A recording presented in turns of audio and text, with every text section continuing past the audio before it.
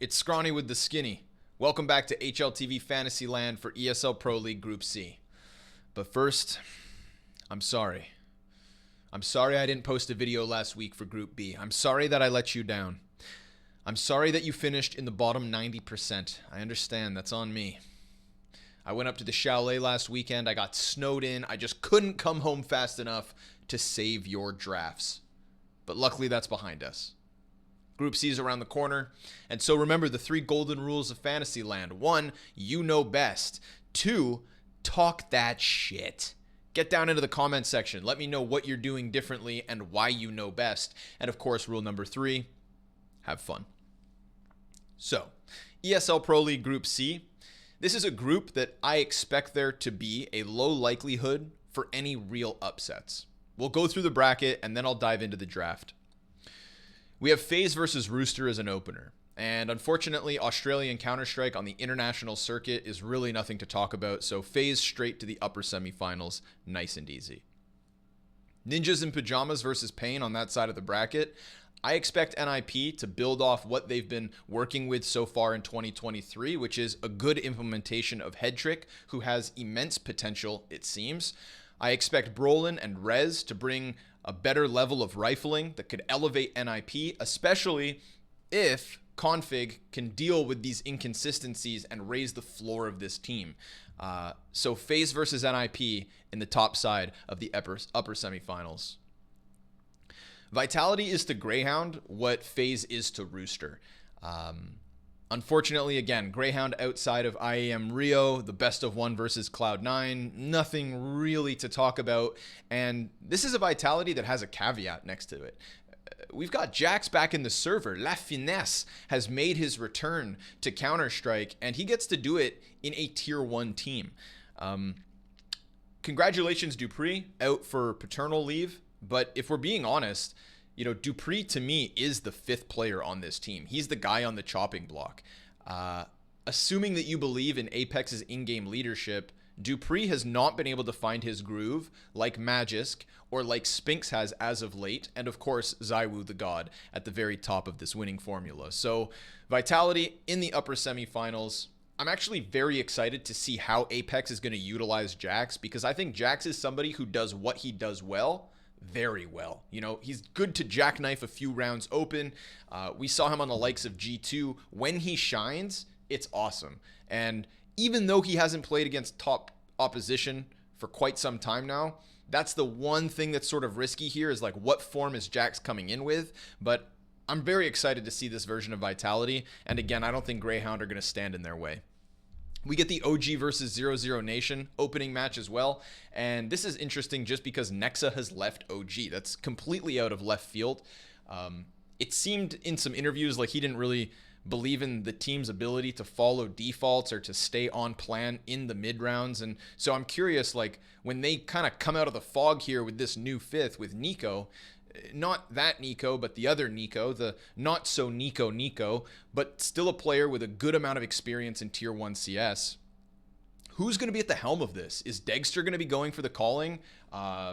What's Flames going to be able to offer? Are Neofrag and Fiku going to fall off without the in-game leader there to hold their hand? You know, are they integrated into the system well enough on their own with experience to just now, you know, succeed without Nexa? I don't know what OG is going to bring to the table, but I still expect them to beat 00 Nation. Unfortunately, the Brazilian teams are kind of in the same pot as the Australian teams in this regard, in this group.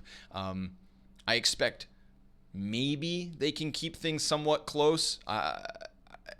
Maybe. I don't know. But let's just move it forward. Upper semifinals, FaZe versus NIP, and of course OG versus Vitality. I think Vitality take it.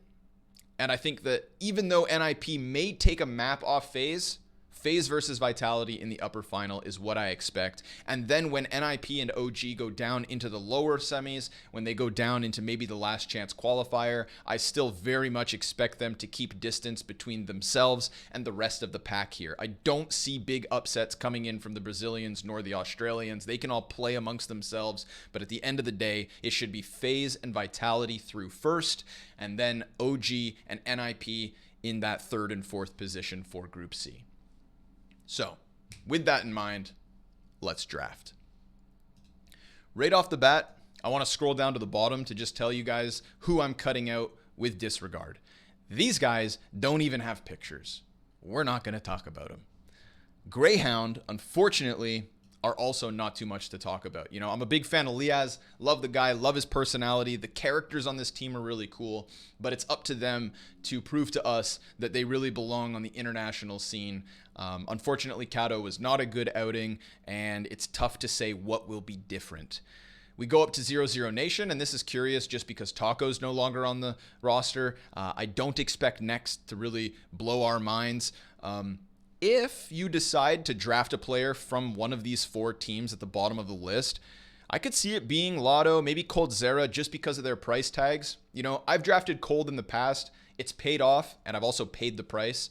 I'm curious to see if anybody out there is going to be picking him up or Lotto just because of the price tags for, again, a team on the outskirts, right? If he's your 5th on your draft, I'm curious. Payne, same boat. Unfortunately, it's just nothing that's really left a big impression on me. So we're really picking from the 4 teams at the top of this list. Again, those that I expect to get into playoffs because of the immense amount of padding points on the line for this format at Pro League. Right away, FaZe and Vitality. I'm trying to piece together 4 players from these 2 teams. I'm going for a 2-2-1 in my draft for Group C. 2 FaZe players, 2 Vitality, and 1 other. So who? ZywOo? Damn right. $243,000 may seem like a lot, but guess what? This guy's actually on discount. He has broken the fantasy game. HLTV, if based on his rating, would have to put a price tag of $252,000, but that breaks the game. They literally put ZywOo on sale because if not, everything else is broken. ZywOo is on sale at $243,000. In this house, we believe in the woo. The Z factor is going to take us to the top 1% for Group C. I mean, with padding points, dude, he is going to farm those opening games. Him versus FaZe, maybe they even lose that. But the fact that he still goes forward on padding points, the fact that ZywOo should still finish that series with, again, an impressive rating. Bro, ZywOo, I'm telling you, he is the game, baby. And he's the guy you should pick if you want to finish at the very tippity top. So we're going ZywOo, I believe. Now, the problem this pick presents is obviously the price tag. We're going to need a couple of bronze players in order to afford ZywOo. And for that reason, again, we go back down to Vitality. We've got the choice of Jax and Apex.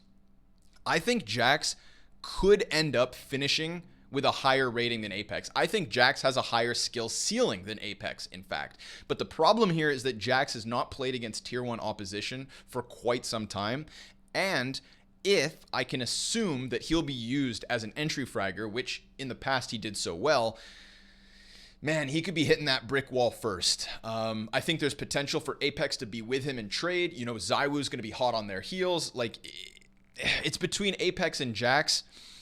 And I think that Apex's risk assessment has actually been better in 2023 so far. I still have these very vivid memories of him playing A ramp at the Blast group stage at the start of the year on Vertigo, and no longer spamming through every single smoke, no longer standing fully exposed to the counter spam to run through off flashbangs. It feels like Apex is playing to keep himself alive more than he used to. And that's a trend that I think I can get behind. It's a reason that he'll be less of a risk. Even though Apex can get crazy sometimes, man. You live or die by Apex. He has sunk my drafts in the past, but I'm going to take a chance with the Apex Predator, with Dan Matisclair, my second Frenchman on this roster alongside the Z Factor. So ZywOo and Apex for Vitality. We can no longer pick any players here. I think Spinks is interesting at that price tag of 198, but is not an option. We need bronze players in order to afford ZywOo. That leaves us with FaZe.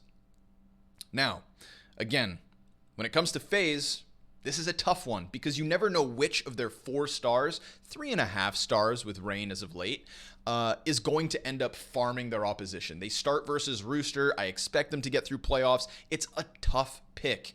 But Twistzz is the highest rated player on this team so far this year versus top 5 opposition.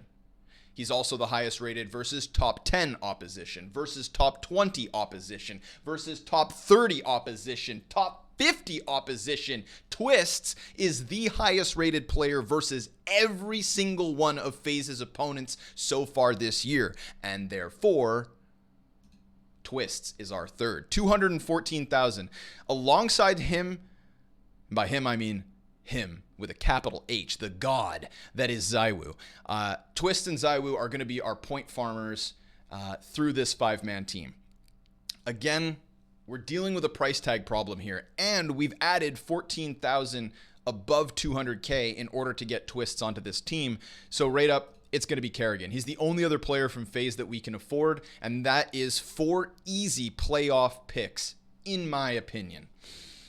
It's a classic. I'm not trying to dive into the 188s, 190s. I'm not trying to tell you which of these underdogs is going to... No, I'm going with the easy peasy pick'ems for Group C. ZywOo, Apex, Twistzz, and Kerrigan leaves us $189,000. And with 189, with only 2 other teams as expected favorites, we've got 3 players left to pick from. Fiku of OG, Config, and Alexi B of the Ninjas in Pajamas.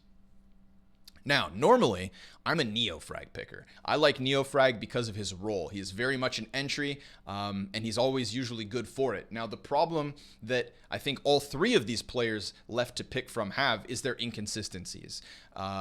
If OG played versus NIP head-to-head for a spot in playoffs, I expect Ninjas to pick that up. I really do. I think they are the better team. Because we don't have the in-game leadership of Nexa on OG, I don't know what to expect. Can Degster win games? Yes. Can Flames win games? Especially at this stage of the event. He's not in the high-pressured situations. It's just group play. So Flames and Degster are going in big. Who then slides in right behind them? Between these 3 players in 2023, Fiku is the highest rated. Between these 3 players, I think Config has the highest skill ceiling. And between these 3 players, I think Alexi B is the most consistent. But consistently, And Config, I don't know, man. There's something weird here. Immense potential, but just burdened by inconsistency. So between the 3 players left of Fiku, Config, and Alexi B, I'm taking Fiku, baby. That's right. Our 5 for the ESL Pro League Group C. The shamans of Group C, folks, are ZywOo, Apex, Twistzz, Kerrigan, and Fiku.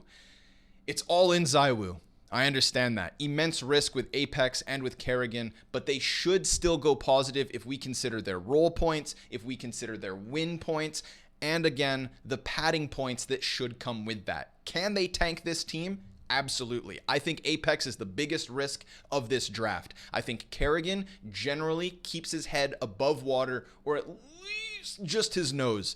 He will not drown versus this level of competition. So let's roll up.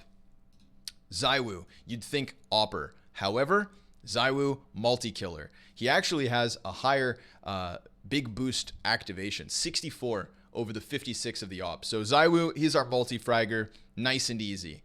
Apex, we'll come back to him. It's a tough one. Twistzz, we're going defender. I know that sometimes people put him on headshot machine, but interestingly enough, Twistz's headshot percentage has actually been dropping. Rops, in fact, has a higher headshot percentage now than Twistz's.